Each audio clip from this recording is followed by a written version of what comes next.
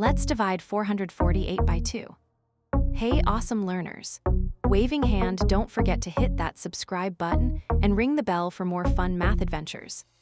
Alrighty, let's start with the first digit of 448, which is 4. We're going to divide this lonely 4 by our divisor 2. We're working with the first digit, 4. No need to carry anything yet. How many times does 2 fit into 4? You got it. It fits 2 times. Let's check our work. 2 times 2 is 4. Perfect. Now we subtract. 4 minus 4 equals 0. Easy peasy. Woohoo, we did it. That 2 is the first digit of our answer. Now let's bring down the next digit, which is another 4, to join our remainder.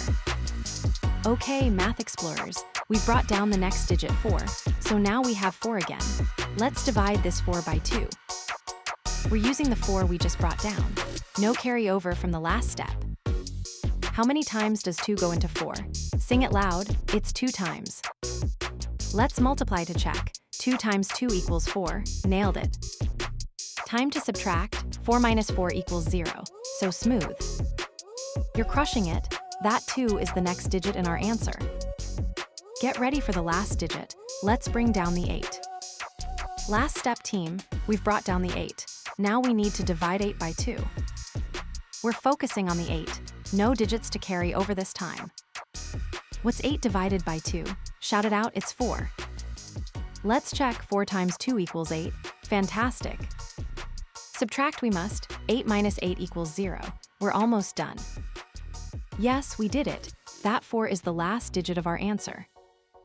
We've divided 448 by 2, and there are no remainders left.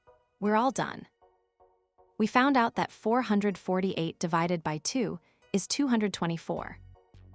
Great job, everyone. We learned how to tackle long division step by step. Remember, practice makes perfect, and you're all doing amazing. Keep shining, math stars. Sparkle, see you in the next video on Let's Stud.